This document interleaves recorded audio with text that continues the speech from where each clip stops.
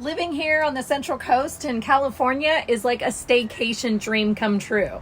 The only problem is, this is my staycation.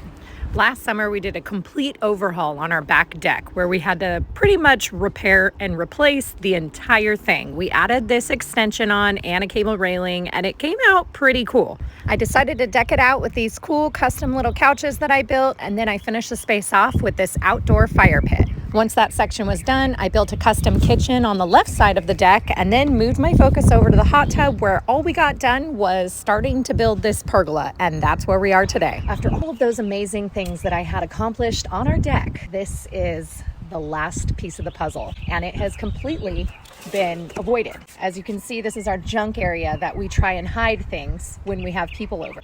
And if I walk back over here, original plan was to add some steps, but we never got that far. So now the hot tub steps have just been moved over here, and this is where things go to die. Just imagine opening up this hot tub and having it be actually full of water and a nice oasis. I have the space that could totally be an oasis, having new plants that would vine up over all of the pergola, nice lighting, and some nice flower boxes that would surround the railing tops. And then at night, adding a projector screen so that we can watch movies. And what does every cabana have?